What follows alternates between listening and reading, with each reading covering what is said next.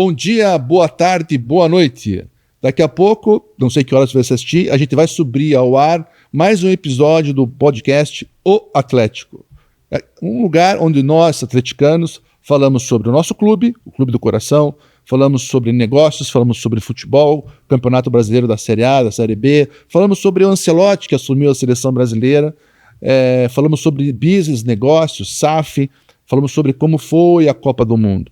A gente recebeu aqui várias pessoas, recebemos recentemente o presidente da OAB, que é o advogado Luiz Fernando Pereira, que contou os bastidores das negociações com a FIFA e as negociações e as decisões judiciais que acabaram prevalecendo, aquela construção financeira que todo mundo foi inédita, foi contemporânea, foi inovadora, né? Foi principalmente uma solução que transformou o estádio do Atlético num mais barato em metro quadrado de todos os estádios da Copa do Mundo e demonstrou que quem participou daquela solução fez a melhor solução, não só para o futebol, mas para os cofres públicos e para toda a população. E eu queria trazer hoje aqui nesse programa, nesse podcast, a pessoa que foi a responsável, porque tem várias pessoas responsáveis, mas teve uma única pessoa que foi a responsável. Se não fosse ele, com o jeitão dele, bonachão, bom de papo, um cara um conquistador nato, um sedutor nato, né, que nunca tem um inimigo na política, ele tem adversários, inimigos ele nunca teve.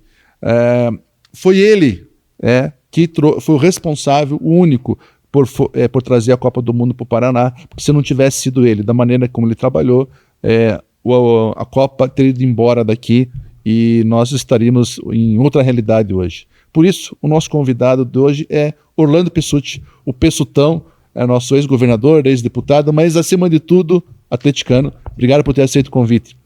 Obrigado a você, Alexandre, obrigado a todos que nos assistem, né? Como você diz, um bom dia, uma boa tarde, uma boa noite, né? E realmente eu fico muito feliz e muito à vontade de estar aqui participando deste seu programa, desse podcast, para falar de uma das coisas que a gente gosta muito de falar, que é falar de futebol, falar de esportes, né? Falar do Clube Atlético Paranaense, dos nossos adversários, mas parceiros, né? Porque sem os adversários você não compõe um campeonato. Sem um campeonato você não tem futebol, e sem o futebol, os jogos, você não conquista títulos, né? Então é necessário que a gente tenha os nossos adversários, amigos, né? Muitas vezes ferrenhos adversários, para a gente construir essa história toda, que é uma história maravilhosa e na qual, eu confesso a você, estou nela, vamos dizer assim, comprometido, né? Há mais de 60 anos, porque eu hoje tenho 72 anos de idade e desde os meus 10 anos de idade eu já vivo assim intensamente como torcedor de futebol, né? Bem, explica assim, eu virei atleticano porque meu pai uma vez me levou no Atletiba, e ele era amigo de um coxa branca nato lá e tinha as bandeirinhas, ele falou assim, escolhe o que você quer torcer, daí eu peguei a do Atlético e foi amor à primeira vista. Explica como é que o Pessutão virou atleticano. Olha, é por conta de um alviverde, mas não é por conta do coxa, não é por conta do Curitiba, é por conta do Palmeiras. Porque eu sou pé vermelho, né? Como dizemos nós do norte do Paraná, pé vermelho. Nasci em Califórnia, quando ainda era Apucarana, e cresci em Jardim Alegre e Ivaiporã. E nesse meu tempo de vida, quando ainda menino, o meu pai, né? Todos os meninos eram influenciados ou para ser corintiano, ou para ser flamenguista, ou ser santista, né? No norte do Paraná. Sim. A preferência para os times lá de cima. E a gente até achava bonito aquela história de ser Flamengo, né? Porque tinha um pente Flamengo, né? Era um pentinho bonito. Os meninos, quando ganhavam um pente Flamengo, e vinha falar do Flamengo. Mas o meu pai, italiano de boa cepa, e meu tio Augusto Calimã, meu pai Natal Pessutti, meu tio Augusto Calimã, dizia, não, mas nós, os italianos do norte do Paraná, que viemos do estado de São Paulo, temos que torcer pelo Palestra Itália, pelo Palmeiras. E eu venho para Curitiba, quando completo 18 anos, para estudar no Colégio Estadual do Paraná, porque eu fui iniciar o ensino médio com 18 anos. A minha cidade no interior do Paraná Não tinha escola de segundo grau. E chegando a Curitiba, eu que era um aficionado, um torcedor, que ouvia jogos no rádio, naquele tempo a gente falava assistir no rádio, né? Isso. Assistir no rádio, ouvir no rádio, que acompanhava assim intensamente já naquela época o Fiore Giliotti como um narrador Famoso. fantástico, né? Eu chego a Curitiba início de fevereiro, e ali em fevereiro ou março, não sei, tem um jogo no Dorival de Brito e Silva. E era o jogo do Ferroviário contra o Atlético. Eu falei, eu vou assistir esse jogo. Vila Capanema. E estou lá no campo e olhando aquele rapaz que corria pela lateral direita, mas uma habilidade danada, um futebol de primeiríssima qualidade. Eu perguntei para o rapaz que estava ao meu lado com o rádio ligado, mas quem é aquele jovem ali, aquele jovem senhor ali, aquele jovem atleta aí que é um craque, esse cara joga um... Ele olhou para mim e deu uma risada, falou, você está tirando sarro de mim? Falei, não estou tirando sarro, estou perguntando, é a primeira vez que eu venho num estádio em Curitiba. Ele falou, esse é o Djalma Santos, rapaz, foi da seleção brasileira. Aí, como palmeirense na origem, Djalma Santos, um dos maiores ídolos até hoje da história do Palmeiras, eu passo a torcer para o Clube Atlético Paranaense. Então, por conta do Palmeiras, por conta do Djalma Santos, em 1971, eu passo a torcer para o Clube Atlético Paranaense e permaneço torcedor até o dia de hoje e espero até os últimos dias da minha vida. Eu não conheço nenhum caso de ex-atleticano. Já conheço um caso de ex-coxa branca, ex-paranista, que mudaram para o nosso lado. Mas do nosso lado não tem nenhum. Não, a gente não abandona. E tem um detalhe também importante. Em 2005, no antigo Hotel Rayon, aqui de Curitiba, quando celebrava os 35 anos do Furacão, campeão de 1970, estão lá quase que todo o time que jogou e foi campeão, e o meu amigo Roberto Carão, meu amigo Mário Celso Petralha estavam lá, toda a diretoria, aquela coisa toda, e daí o Carão perguntou, Pessutti, conta por que você é atleticano, e eu contei essa história. O Djalma Santos levantou de onde estava, tirou a faixa de campeão, botou em cima da mesa, autografou e vestiu a faixa do Atlético campeão 1970 e disse, menino, você tem muito mais tempo pela frente que eu daqui para frente. Eu cuidei por 35 anos, cuida você desta faixa daqui para frente. E eu aguardo como realmente um troféu. Não, mas é um troféu. E é realmente uma coisa assim, dentre os meus troféus que eu tenho, né, de tantas e tantas caminhadas na vida política e profissional, como médico veterinário que sou, né, extensionista rural da Carpa, Secretaria da Agricultura, né, da Emater, hoje IDER. Carpa Emater. Então, muitos troféus eu tenho, mas essa faixa do Atlético campeão de 70, autografada pelo Djalma Santos, depois eu mostro, eu tenho aqui no meu celular esta fotinha. Não, vamos botar a foto e depois a gente sobe lá no podcast para cobrir as imagens aqui da nossa conversa. Mas, no começo da apresentação, sim, eu expliquei a questão da Copa do Mundo, certo, e o fato de você ter sido o responsável pela vinda da Copa para cá. Eu queria que você contasse um pouco dessa história, que é uma história que a maioria das pessoas não sabe, e acham que a Copa veio para cá e caiu no colo, né?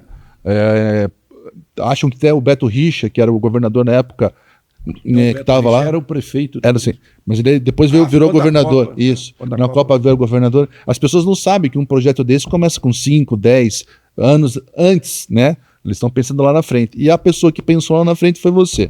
Então eu queria que você contasse essa história para nós. Na realidade começou 7 anos antes, né? Porque em 2007, final de 2007, o Brasil já sabia que a Copa viria para o Brasil. Aí faltava definir quais as cidades. Se eram 8 sedes, se eram 10 sedes ou 12, né? Que no final ficaram como sedes da Copa do Mundo. E ali para ser 10 era um pouco difícil, né? Nós entrarmos. Mas com 12 nós tínhamos alguma chance. Mas primeiro nós tínhamos que lutar para que fossem 10 as sedes... 12, né? 12 a sede de jogos da Copa do Mundo FIFA 2014. E aí corria o ano de 2008. E começaram algumas movimentações. Teve uma primeira movimentação que tentava, vamos dizer assim, convencer o governo do estado do Paraná que nós deveríamos desenvolver um projeto e transformar a região do Pinheirão num grande centro olímpico desportivo do Paraná. Mas era um projeto que custava 750 milhões no começo da conversa. Aí ia passar de bi. Eu falando com o governador, na época era o Requião, eu era o vice-governador, eu disse, esse projeto, o Requião, vai custar mais de 1 bilhão. Com certeza. Nós não podemos colocar 1 bilhão de dinheiro público. Nós temos que ter outras alternativas. Além do que, eu disse para ele, o Pinheirão está totalmente complicado do ponto de vista jurídico, administrativo.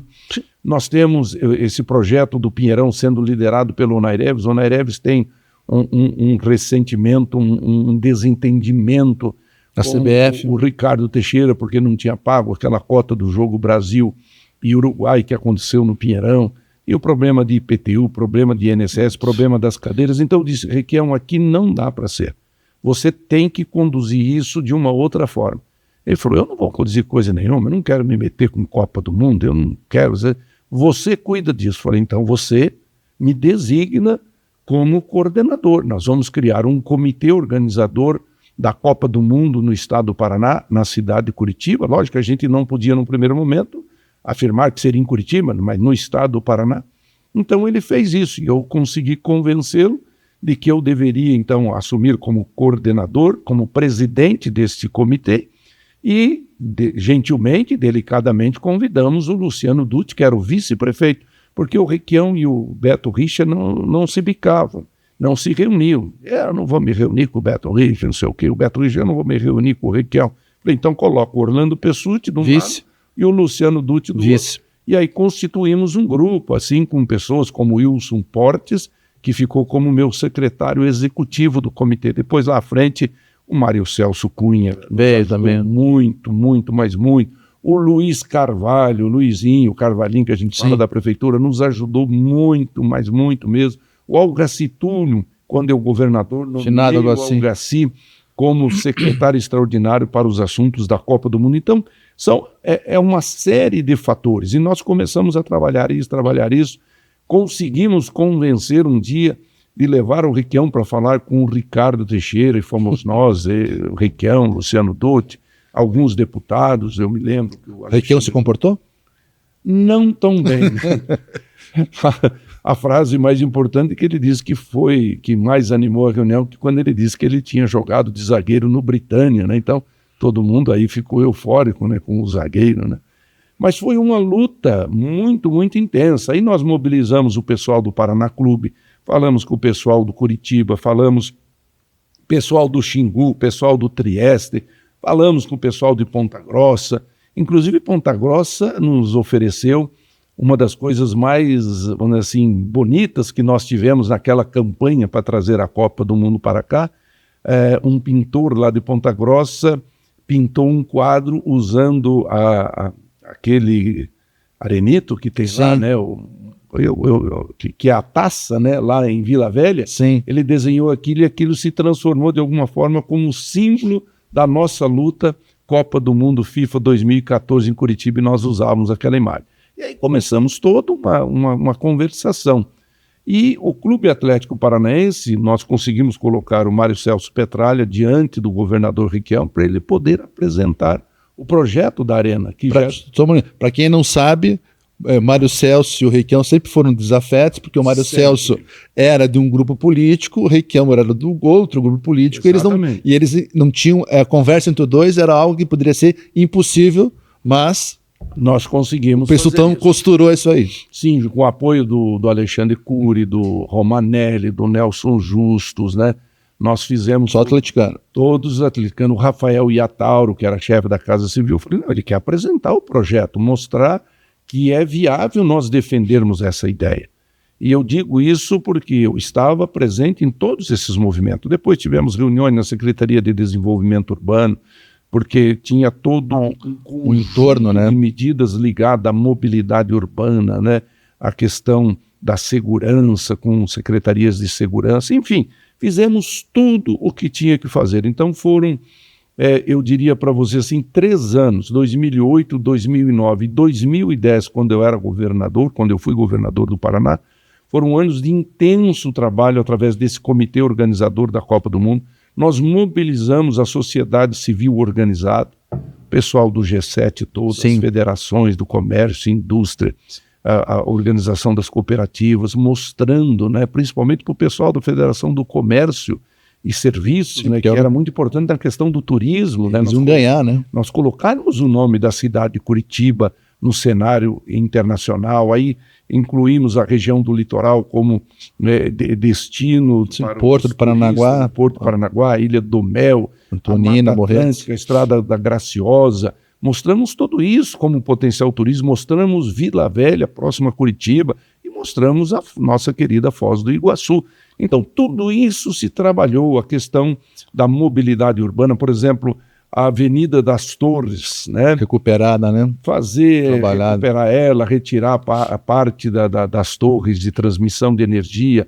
A construção, por exemplo, do heliporto lá no Hospital do Trabalhador foi um conjunto de obras que estava dentro do contexto que era exigido. Então, todo esse entorno... Pouca gente sabe, mas o Hospital do Trabalhador, que é uma referência em trauma, ganhou um heliponto para atender com mais agilidade por conta das obras da Copa do Mundo. Facilitou a obtenção dos recursos, né, junto ao governo federal. E o governo federal, na época, sob o comando do presidente Lula, o Lula sempre, todos sabemos, é um desportista, gosta apaixonado de futebol, pelado, mas corintiano. Corintiano, tudo bem, não tem problema, né? Os corintianos têm o presidente da República, é corintiano, o anterior era palmeirense, então vamos tocando em frente. Que bom que seja assim, que as pessoas... Quem sabe um dia lá chega um atleticano, olha. Quem sabe um dia chega um atleticano. E tudo isso foi uma jornada, reuniões no Rio de Janeiro, várias reuniões com o presidente Ricardo Teixeira, reuniões aqui no Hotel Bourbon, nós tivemos 2 dias de intensa reunião, e a dificuldade, o Petralha algumas vezes querendo não ir mais adiante, porque o grande problema que nós tivemos, no começo foi, vamos dizer assim, ajustar para que não tivéssemos uma briga de torcida. Sim. Não, tá prejudicando o Coritiba. Nós tivemos reuniões com o Wilson Ribeiro de Andrade, com o Jair Cirino, nós fizemos reuniões para saber se o Coxa tinha interesse. Fizemos com o pessoal do Paraná Clube. Inclusive, naquela ocasião, existia um entendimento de que talvez o melhor local seria no Dorival de Brito e Silva, porque lá atrás, em 1950, já tinha sido sede da Copa do Mundo, né? Da Copa do Mundo. E por que se pensava ali? Porque ali é um patrimônio da União, da antiga rede ferroviária, Sim, dos funcionários da rede ferroviária. E se imaginava, naquela ocasião, os pensadores do urbanismo, né, 2 dias para cá, você ajustar, fazer todo um conjunto de benefícios na rodoferroviária, juntando com o estádio Dorival de Brito, seguindo ali com melhorias na avenida, na Vila Pinto, né, na Vila das Torres. O bairro do Rebouças ali. O bairro do Rebouças, a Universidade PUC. Então você teria todo um conjunto, e ligando isso com a Avenida das Torres, o aeroporto, o monorreio do aeroporto, tudo isso se discutiu. Integrando ali por baixo do viaduto do Capanema, com Atílio Bório, com o Baldino do Amaral, ali com a Germano Maier, fazendo toda uma questão de mobilidade urbana. Inclusive, um dos obstáculos seria a subestação da Copel, que tem ali bem no início, na Avenida das Torres, né? Mas que ela poderia ser compactada dentro de novas tecnologias. Ali no fim do viaduto, ali quase em frente à Anaconda. Exatamente. Então, tudo isso a gente discutiu. As radiais, o novo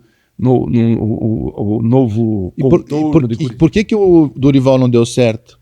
Porque não deu certo, não caminhou, porque tinha muitas coisas para se resolver. E aí que entra o porquê foi escolhido o estádio Joaquim Américo, né, nossa Arena da Baixada. Porque naquele momento nós já tínhamos 3 partes prontas da arena. Isso. Eu me lembro lá atrás, quando ainda era o Joaquim Américo dos anos 70. Sim, um tijolinho. Depois foi modificado, depois desmanchou tudo aquilo e fez farinhacão. Então nós já tínhamos 3 partes prontas, da Getúlio Vargas. Então nós tínhamos Coronel do Cid, Buenos Aires, Getúlio. Faltava a Brasília e o Titiberê. Então faltava 25% para finalizar. E um dos grandes entraves que nós tivemos que superar foi quando a FIFA, vindo aqui em Curitiba, e a CBF, apresentou um novo caderno de encargos, em que ela exigia que retirasse aquelas colunas que suportavam... Tinha uns pontos cegos ali, né? Que fazia ponto cego. Ela que retirasse o fosso para ter mais 1 ou 2 ou 3 lances de cadeiras. Exigiu que a entrada dos atletas e da comissão... Fosse tudo junto, não fosse separado como era aqui. Pelo meio do campo e não pelo fundo, né? Da Coronel do Cid, e que tivesse uma ampla sala de convivência e da imprensa que não possuía ainda. Que era o lounge FIFA. Exatamente. E isso representava, naquele momento, 135 milhões a mais de investimento. Aí o Petralha quis recuar, daí nós fomos na garganta dele, né? Dissemos, agora você não vai recuar, depois que nós já caminhamos todo esse caminho, e aí que foi levado essa solicitação ao BNDES, na época o presidente Luciano Coutinho, para que ele fizesse o financiamento desse recurso para a CAP do Atlético, né? KPSA. E daí eles disseram, não, time de futebol nós não vamos financiar e tudo mais. Daí construiu-se aquela engenharia em que o BNDES liberou recursos para a Fomento e a Fomento financiou a KPSA. Só que para fazer esse financiamento da Fomento para a KPSA, trazer esse dinheiro do BNDES, nós tivemos que fazer toda uma engenharia jurídica envolvendo a Procuradoria do município, a Procuradoria do Estado, a parte jurídica do Atlético, porque nós constituímos um grupo, uma comissão tripartite, né, uma parceria tripartite, onde cada um colocava 45 milhões. O Estado, na ocasião, nós colocamos 45 milhões de recursos para o município de Curitiba fazer obras, inclusive esse anel viário do centro. Pega, vamos dizer assim, a Rebouças, Brasília e Tiberê, desembargador Mota ali nas Mercês, desce ao Roberto Barroso, vem pela Mauá e vem pela Ubaldino do Amaral. São 14 quilômetros, se eu não me engano, que foi todo reformulado, ali próximo da Baixada. Então, o dinheiro a prefeitura utilizou. Da mesma forma, eu dizia na época aos deputados e aqueles que eram contrários, nós liberarmos o dinheiro em função da Copa do Mundo, para ajudar a vinda da Copa do Mundo. Não, mas se lá em Londrina eu libero dinheiro para construir a Avenida Carlos Strass, por que eu não posso, em Curitiba, liberar recursos para melhorar a Ubaldino do Amaral, a Engenheiro Rebouças, a Brigadeiro Franco, a Desembargador Mota, a Roberto Barroso? E foi assim que nós construímos a solução com o prefeito já nessa época, o Luciano Dutti, porque daí o Beto tinha renunciado para ser candidato a governador e o Requião tinha renunciado para ser candidato a senador. E eu me transformei, assumi o cargo de governador e o Luciano Dutti de prefeito. E aí a harmonia era total entre Orlando Pessutti e Luciano Dutti. Já estavam trabalhando juntos. Foi quando eu nomeei o Algaci Túlio, né, de saudosa memória, para ser meu secretário extraordinário para assuntos da Copa do Mundo.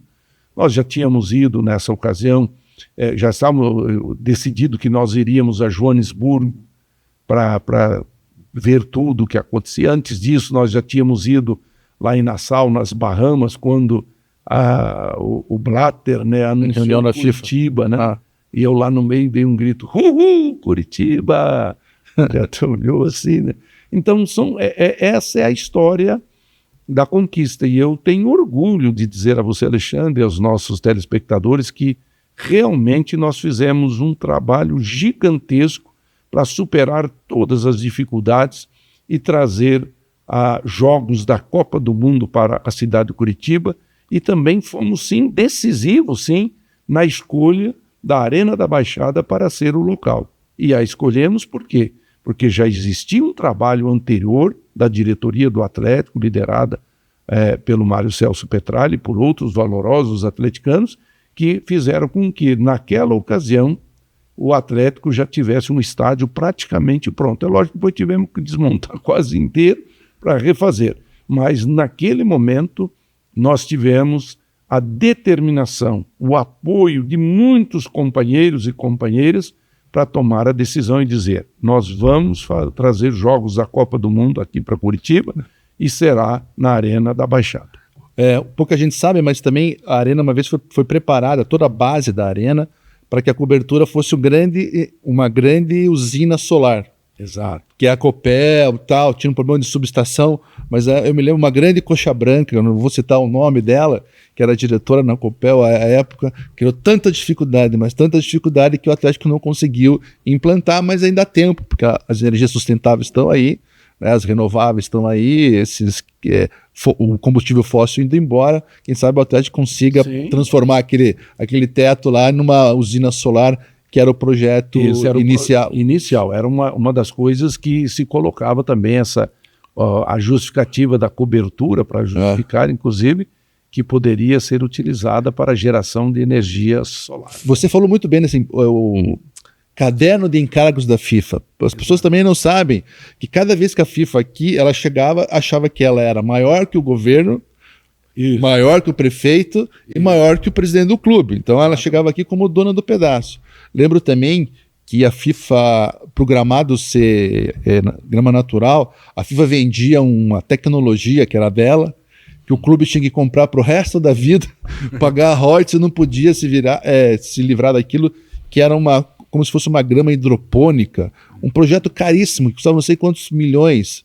Então, eu sei que os encargos da FIFA não foram, e as negociações também não foram fáceis. Não foram fáceis, não. Lógico que nós tratávamos sempre com o representante da FIFA, e eu agora não vou me lembrar o nome dele, mas ele veio aqui diversas vezes para conhecer o projeto de arquitetura, de engenharia, né, tudo.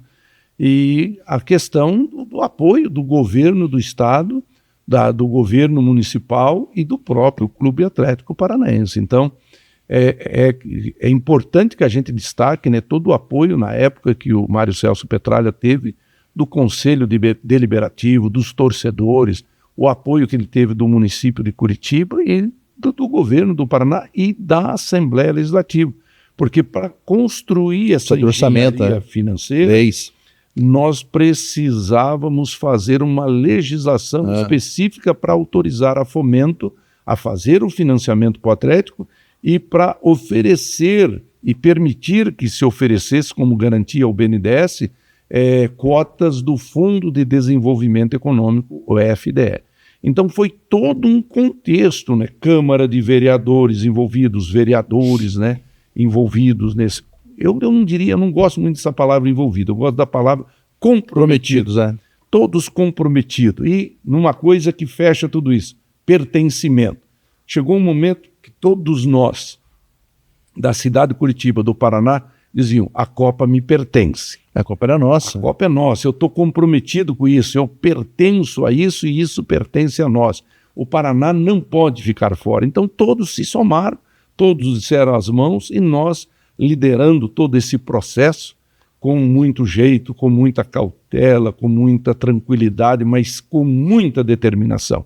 Porque eu sou um sujeito realmente bonachão, sou um cara alegre, sou um cara da boa conversa, gosto de cantar umas músicas, umas modas sertanejas, mas tem hora que você tem que ter o poder da decisão, e esse poder me foi atribuído através do comitê, inicialmente, e depois, quando assumi como governador, e a gente, junto com os demais comprometidos com a vinda dos Jogos da Copa do Mundo, nós levamos adiante, porque lá em 2010, se a gente não bota o pé na porta e não vai em frente para fazer as obras que a FIFA pedia, eles mudariam, tirariam de nós e levariam para outro lugar. Eles não estavam nem um pouco interessados com a gente e com o prejuízo que iam deixar para trás. Não, eles iam nos punir severamente e nós tivemos que ter a coragem e a determinação, e nós tivemos. E hoje nós temos um dos mais belos estádios. Sim, o melhor Curitiba da América.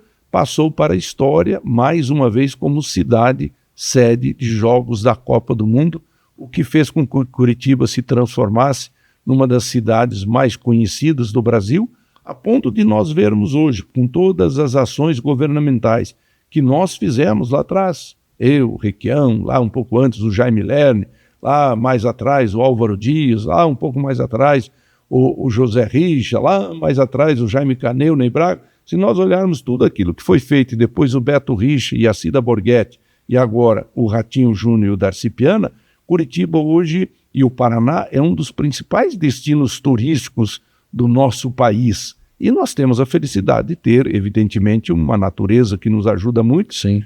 que é o caso de Foz do Iguaçu e que é o caso do nosso litoral, que atrai turistas por conta da Mata Atlântica, da Serra do Mar, da Estrada Graciosa, da Ilha do Mel. Tem uns dias aí que vão fazer um evento, náutico em Antonina, e porque um amigo meu fala assim, a mais bela baía do Brasil é a de Guaraqueçaba. Mas vamos voltar um pouquinho assim, só para vocês entenderem, é assim que se constrói um legado. Exatamente. É dessa maneira que se constrói o legado. O importante de construir o legado também é contar a história para as próximas gerações. Porque a gente viu agora, nós temos assim, a gente viu falando a geração Baixada, que já nasceu com o Atlético campeão brasileiro, que já nasceu com a Baixada lá praticamente pronta ou quase pronta, que já nasceu assistindo jogos da Copa do Mundo, né? Que já nasceu com o iPhone na mão, com o negócio e que não lembra, aliás, não teve acesso à história do passado. A construção dessa história, né? E a gente sente um pouco de vez em quando a injustiça, né? Não, cara, o torcedor é apaixonado, quer ver e é bom que o time seja, sempre ganhar. Mas também a gente tem que falar que justiça precisa ser feita, né? São dois momentos aí, né, nesse processo todo, né?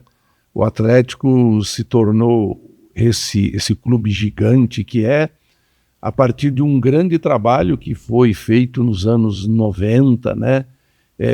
Um trabalho, inclusive, iniciado por outros companheiros nossos que dirigiram o Atlético e que o Petralha chegou e deu sequência e modernizou, aperfeiçoou, botou realmente força em cima, que nos levou a ser campeão lá em 2001, né? Quer dizer, antes de tudo isso, o Atlético não tinha essa importância, esse significado que tem hoje.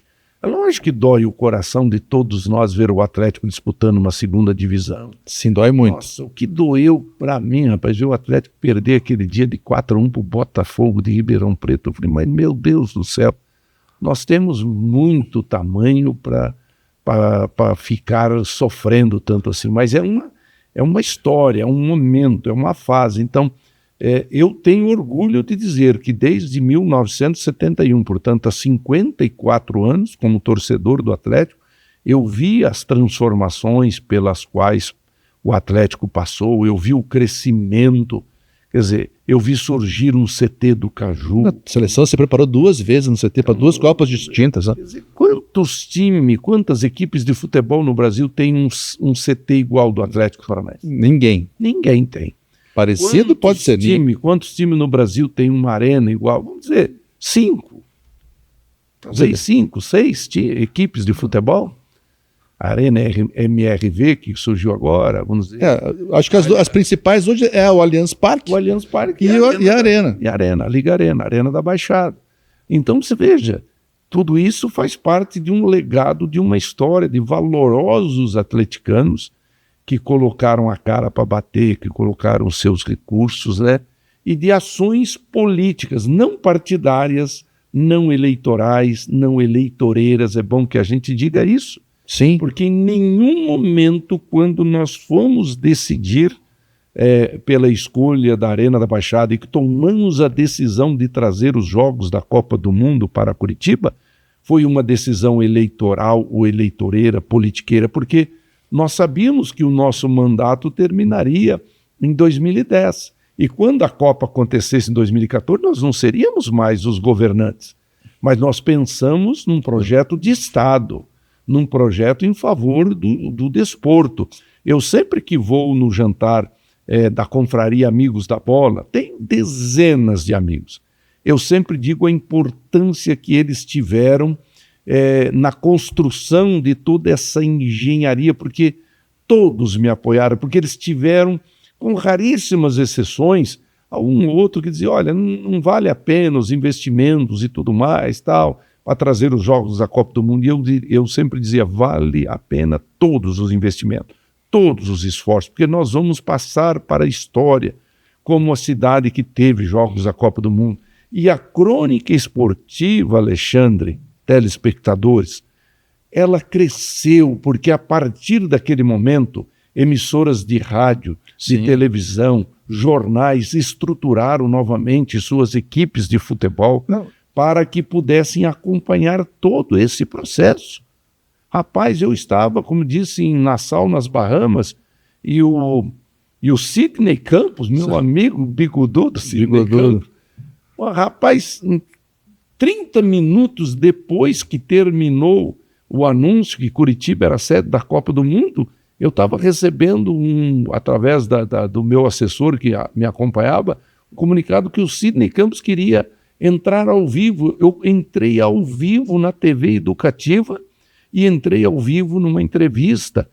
Rapaz, aquilo estruturou tudo, incendiou tudo, né? Ferveu a crônica esportiva. Então isso foi muito bom. Olha só, investimentos em infraestrutura, investimento em hotelaria, investimento em restaurante, investimento em bar, investimento em mobilidade urbana, investimento no aeroporto. Afonso Pena é o que é hoje por conta da Copa. Exatamente. Não tem outra explicação. A ampliação do Afonso Pena foi por conta da Copa. Disso. Pena que o Requião não quis fazer a terceira pista, porque senão, se tivesse feito, seria outra realidade. Foz do Iguaçu, ampliação da pista, reforma do aeroporto, foi feita por conta da Copa. E um monte de outras coisas foram feitas por conta da Copa. E lembra quando você falou muito bem sobre o legado. Logo depois que terminou a Copa, o Atlético recebeu o UFC. Exatamente. Na Arena da Baixada teve o evento do UFC. Foi um dos maiores eventos do UFC na história do negócio. Curitiba teve 100% de ocupação na rede hoteleira por conta do evento. Se não tivesse sido a Copa, se não tivesse sido todo o trabalho que vocês fizeram, que nós fizemos, exatamente, aquele evento, um mais conhecido do mundo, não teria vindo para cá. Está aí o legado, que tem que ser aproveitado e as pessoas precisam entender isso. Um dos grandes legados que por primeiro se discutiu e que hoje se transforma numa realidade, mas que há 17 anos atrás já começava a ser discutido, a grande muralha digital de segurança, sim, que era uma das exigências que a FIFA colocava, né? Todas as vias de acesso ao aeroporto, à cidade, a modernização, a Federação do Comércio, ela realizou, através do SENAC, cursos de treinamento para o pessoal de hotelaria, para o pessoal do receptivo no aeroporto, para que as pessoas tivessem um mínimo de conhecimento do inglês e do espanhol. Então, para poder receber bem o turista. Para poder receber bem. Então, são coisas que nós ajudamos. E foi através do futebol, foi através da Copa do Mundo.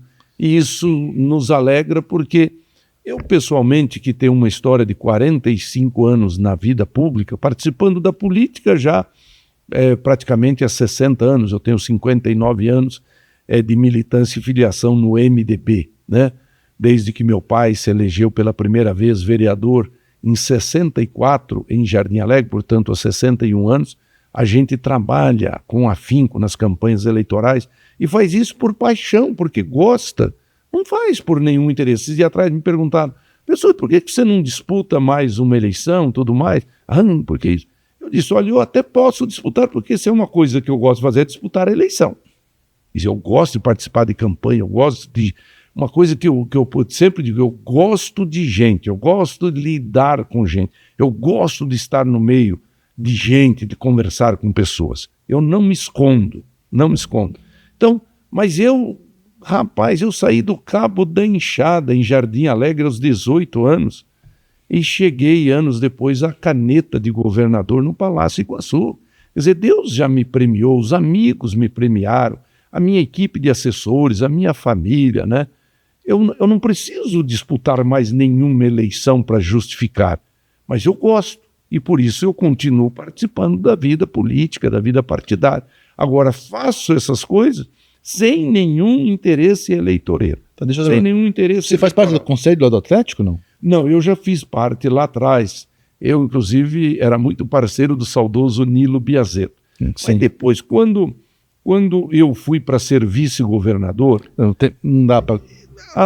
dobrou, triplicou, quadriplicou o meu trabalho, porque antes eu era deputado estadual, fui 5 vezes deputado estadual, e eu atendi em torno de 30 municípios. Eu me transformo em vice-governador e eu tenho que atender 399 e assumi uma das secretarias mais importantes, que foi a Secretaria da Agricultura. Sim.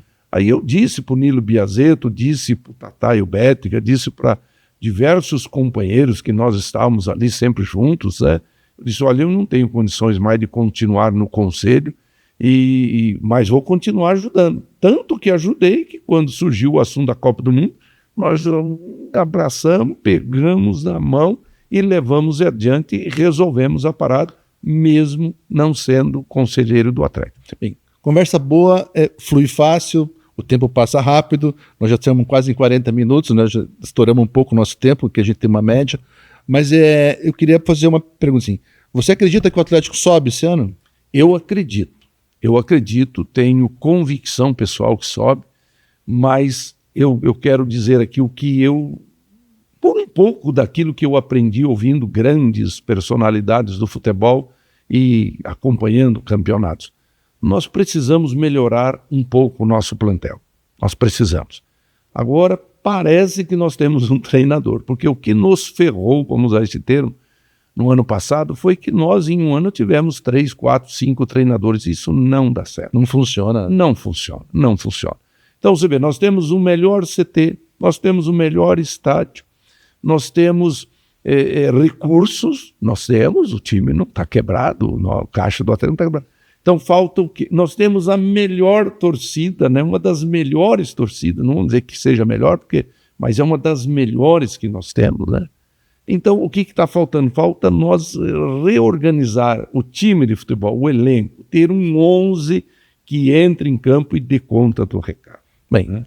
Espero que esse treino... Eu acredito e tenho certeza que o presidente Petralha, os demais conselheiros, essa comissão técnica que está aí, agora coordenada pelo treinador Odair, né? Sim. Que nós possamos realmente voltar à primeira divisão, porque o lugar do Atlético é na primeira divisão do Campeonato Brasileiro, é disputando Libertadores da América, disputando Copa do Brasil. Pessutão, muito obrigado pelo ter aceito o convite, por estar aqui com a gente discutindo o Atlético. Torcedor atleticano, assista para entender como é que se constrói um legado, assista para entender como é que se mantém um amor pelo clube. Nós somos uma geração que viu o Atlético pequeno e viu o Atlético gigante. E uma coisa que eu quero finalizar. Lá em casa, né, 3 filhos, os 3 atleticanos, e os 7 netos, 2 meninas e 5 meninos, todos torcedores do Atlético. E é assim que se faz uma família rubro-negra. Pessutão, brigadão. Um grande abraço a você. Eu tenho certeza que você vai vir aqui mais vezes. Essa caneca você vai me dar de presente? Você levar para casa. Olha que bonito, né? Torcida, atleticanos, até a próxima.